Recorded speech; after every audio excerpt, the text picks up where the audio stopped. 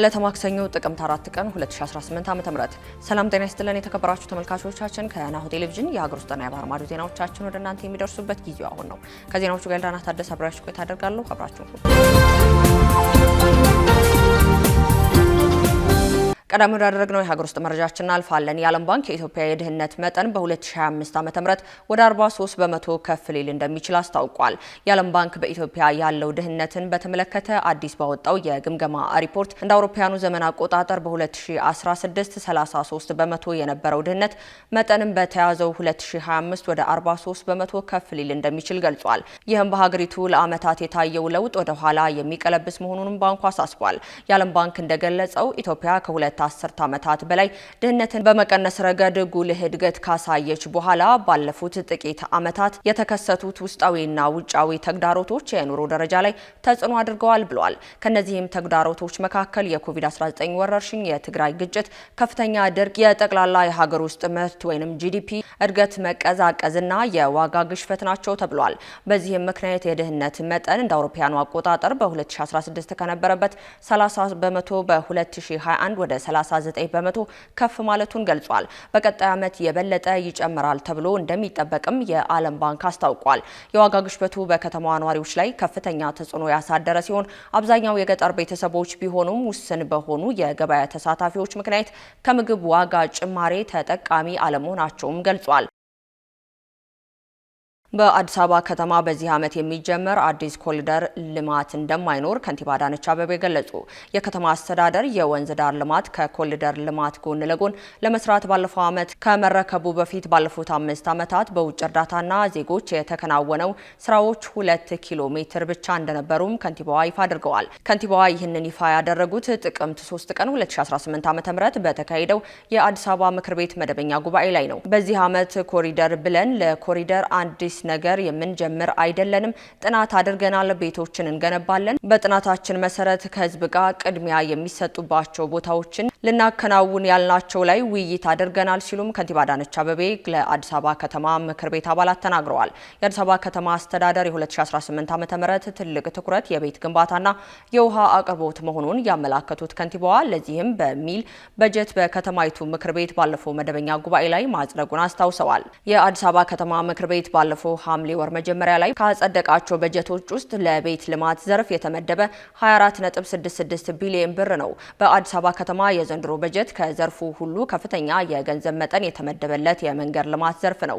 በዘርፉም 31.49 ቢሊዮን ብር ተበጅቷልም ነው የተባለው። የከተማይቱ አስተዳደር ዘንድሮ በሚገነቡ መንገዶች የኮሪደር ልማት ስታንዳርድ እንደሚገነቡ ከንቲባ አዳነች አቤቤ ገልጸዋል። ተማሪዎች በመረጡበት ዩኒቨርሲቲ መማር እንደሚጀምሩ የትምህርት ሚኒስቴር አስታወቀ። በሚቀጥሉት ዓመታት ተማሪዎች በመረጡበት ዩኒቨርሲቲ መማር እንደሚጀምሩ የትምህርት ሚኒስቴሩ ፕሮፌሰር ብርሃኑ ነጋ ገልጸዋል። በዚህም በተማሪዎች መምረጥ ያልቻላቸው ዩኒቨርሲቲዎች ለሌሎች አገልግሎቶች ሊውሉ ይችላሉም ሲሉ አስጠንቅቀዋል። በተማሪዎች ለማይመረጡ ዩኒቨርሲቲዎች እንደ መንግስት በቢሊዮን የሚቆጠር በጀት መስጠት ተገቢ አይደለም ያሉት ሚኒስቴሩ እንደ ከዚህ ቀደሙ አንድ ዩኒቨርሲቲ ተከፍቶ በዚሁ ይቀጥላል የሚባል አሰራር አይኖርም ሲሉም ገልጸዋል። በመሆኑም ዩኒቨርሲቲዎች ለራሳቸው ሲሉ የመማር ማስተማር ስርዓታቸውን ጥራት ያለው እንዲሆን መስራት እንደሚጠበቅባቸውም አሳስበዋል።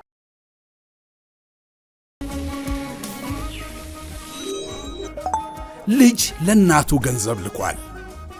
በማይታመን ፍጥነት እናት የቤት መገልገያ ዕቃ ቀይረዋል። ታናሽ ወንድሟ የምርቃት ሱፉን መርጧል። ከነጋዴው በደረሳት ፈጣን አጭር መልእክት እህት እዛው በቆመበት ከፍላለታለች።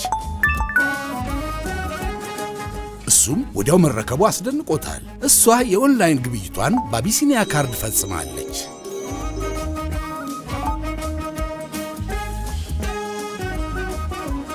ትዕዛዟ ወዲያው ደርሶላት ተቀብላለች።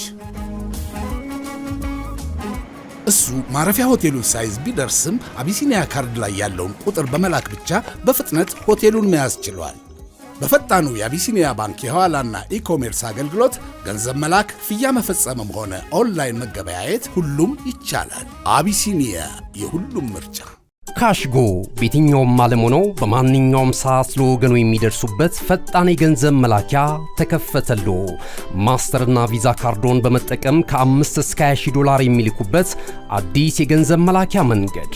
ካሽጎን ለየት የሚያደርገው የትኛውም የገንዘብ ዝውውር በፍጥነት አገልግሎት ከመስጠቱም ባሻገር ለማንኛውም አገልግሎት ምንም አይነት ክፍያ አለመጠየቁ ነው። በአገራችን ታሪክ ገንዘብን ከውጪ ወደ ሀገር ቤት በማስተላለፍ በመተግበሪያ መልክ አገልግሎት መስጠት የጀመረው የመጀመሪያው ሀገር በቀል የገንዘብ መላኪያ ዘዴ ካሽጎ ከ4500 በላይ ባሉ የባንክ ቅርንጫፎች አገልግሎት እየሰጠ ይገኛል። ገንዘቦን በሰኮንዶች ልዩነት ውስጥ ይፈልጉ በአካውንቶ ወይንም በእጆ ቆጥረው የሚወስዱበት ልዩ ዘዴ። በቅርቡ ሁሉንም ኢትዮጵያዊ ባለቤት ለማድረግ ጉዞ የጀመረው ካሽጎ ዛሬውኑ መተግበሪያውን በስልኮ ላይ በመጫን የአገልግሎቱ ተጠቃሚ ሆኑ። ፍጥነት መለያችን፣ ኢትዮጵያን መክፈቻችን፣ ካሽጎ ነው መላኪያችን። ካሽጎ የአዲሱ ትውልድ ብራንድ። ቀጥለናል። ከውጭ ወዳገኘናቸው መረጃዎቻችን እናልፋለን። የዲሞክራሲ ሪፐብሊክ ኮንጎ እና የሩዋንዳ የሰላም ስምምነት እየተከበረ አይደለም ተባለ። የተባበሩት መንግስታት ድርጅት በዲሞክራሲ ሪፐብሊክ ኮንጎ እና በሩዋንዳ መካከል የተደረሰው የተኩስ አቁም ስምምነት እየተተገበረ አይደለም ብሏል። የተባበሩት መንግስታት ድርጅት ልዩ መልእክተኛ ሁጋንጊን እንዳሉትም ዓለም አቀፍ የሰላም ጥረቶች የሚመሰገኑና ተስፋ ሰጪ ናቸው፣ ነገር ግን እስካሁን ድረስ የገቡትን ቃል አልፈጸሙም፣ የተስማሙትን የተኩስ አቁም ስምምነት እየተከበረም አይደለም ብለዋል። ሁዋንጊን የቀጠናው ሀገራት ቀጥተኛና ግልጽ ውይይት እንዲቀጥሉና ይህንንም ጦርነት ለአንዴና ለመጨረሻ ጊዜ ለማስቆም አስፈላጊውን ሁሉ እርምጃ እንዲወስዱም ጥሪ አቅርበዋል። በተባበሩት መንግስታት የዲሞክራቲክ ሪፐብሊክ ኮንጎ ተወካይ ዛሮ ንጋቲሙጊን ጦርነቱን ማስቆም፣ የሩዋንዳ ወታደሮች ከሀገር ማስወጣት፣ ለኤም23 የሚደረገውን ድጋፍ ማብቃትና የኮንጎ መንግስት ስልጣን በሁሉም የተያዙ ቦታዎች ላይ ወደ ነበረበት መመለስ ለእውነተኛ ሰላም የማይደራደሩ ሁኔታዎች ናቸው ብለዋል። ጦርነትን ማስቆም፣ የሩዋንዳ ወታደሮችን ማስወጣት፣ ለኤም23 የሚደረገው ድጋፍ ማብቃትና የኮንጎ መንግስት ስልጣን በሁለቱም የተያዙ ቦታዎች ላይ መልሶ መቋቋም ለእውነተኛ ሰላም የማይደራደሩ ሁኔታዎች ናቸው ሲሉ ዚናርኮ ተናግረዋል። በመጨረሻም ሐማስ በህይወት ያሉ እስራኤላውያን ታጋቾችን በሙሉ መልቀቁን አስታውቋል። የእስራኤል መከላከያ ሚኒስቴር በህይወት ያሉ ታጋቾችን በሙሉ መቀላቀላቸውንም አስታውቋል። የእስራኤል ጦር ትናንት ማለዳ የጀመረውን 7 ታጋቾች ተረክቦ ቤተሰቦቻቸው ወደሚገኙበት ስፍራ እንደወሰዳቸውም ገልጿል። ከጥቂት ሰዓታት በኋላ ተጨማሪ 13 ታጋቾች ከቀይ መስቀል ተረክቦ ወደ እስራኤል መውሰዱን ሚኒስቴሩ አክሏል። ጦሩ ባወጣው መግለጫ ላይ የእስራኤል ጦርና ደህንነት ኤጀንሲ ተመላሾችን ወደ እስራኤል አጅቦ እያመጣ ነው ብለዋል። ወደ እስራኤል ከተመለሱትም በኋላ የመጀመሪያ የሕክምና ምርመራ ይደረግላቸዋል ያለው መግለጫው በኋላ ላይም ለቀይ መስቀል ተላልፈው የሚሰጡ ተጨማሪ ታጋቾችን ለመረከብ መዘጋጀቱንም አስታውቋል። ሐማስ በበኩሉ በህይወት ያሉ ሁሉንም ታጋቾች ማስረከቡን የገለጸ ሲሆን 28 ታጋቾች አስክሬናቸውን በዛሬው ዕለት እንደሚያስረክብም አስታውቋል።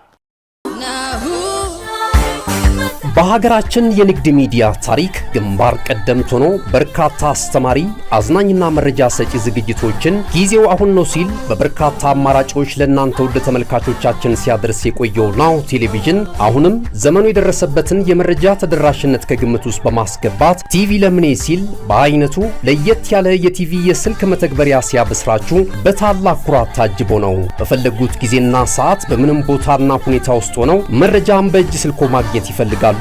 እንግዲያውስ በቀላል አጠቃቀም በቀልጣፋ ሁኔታ በጽሁፍ በድምጽና በምስል አማራጮች መረጃን ከታማኒ ምንጮች ባሉበት ሊያደርሶት ዝግጅቱን ጨርሷል። ምን ማየት ምንስ መስማት ይፈልጋሉ? ከስፖርት ኖት፣ ከመዝናኛው፣ ከፖለቲካው ወይስ ዓለም አቀፍ ጉዳዮች? አጫጭር መረጃዎችን ከቢዝነስና ኢኮኖሚ መረጃዎች ጋር አሰባጥሮ በናሁ አርካይቭ በትዝታ የዋሊት መልሶ በመረጃ ቡፌ ሊያንበሻብሾት ዘመናዊ አዲስ የስልክ መተግበሪያ በአዲስ ዓመት ስጦታ የሚመለከቱበት ብቻ ሳይሆን የሚሳተፉበት፣ የሚሰሙበት ብቻ ሳይሆን የሚናገሩበት በአዝናኝ ጥያቄና መልሶች ዳጎስ ያለ ሽልማት የጉርሻ አማራጭ አቅርቦሎታል። የዓለም አቀፍ ሚዲያዎችን ሰበር ዜናዎች በአማርኛ ተርጉሞ የሚያስነብብ በተለያዩ የቋንቋ አማራጮች የቀረበ የአዲስ ዓመት ልዩ ገጸ በረከት ከናሁ ቴሌቪዥን። እንደ ጋዜጣ እንነበባለን፣ እንደ ራዲዮ እንደመጣለን፣ እንደ ቴሌቪዥን በስልክ እንታያለን። አዲስ አማራጭ በአዲስ ዘመን ናሁ ቴሌቪዥን። መረጃን ከምንጩ በቀላል አማራጭ በቀጥታ ስርጭት ወደ እናንተ የምናደርስበት ጊዜው አሁን ነው። ናሁ ቴሌቪዥን። መልካም አዲስ ዓመት።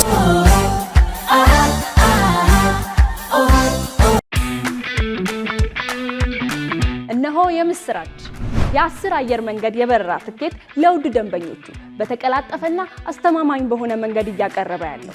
በዚህም በደንበኞቹ የተመሰገነው ጉዞጎ አሁን ደግሞ ተደራሽነቱን በማስፋት ተጨማሪ ባንኮችን በማካተት ለውድ ደንበኞቹ የበለጠ አስተማማኝ ለመሆን ችሏል።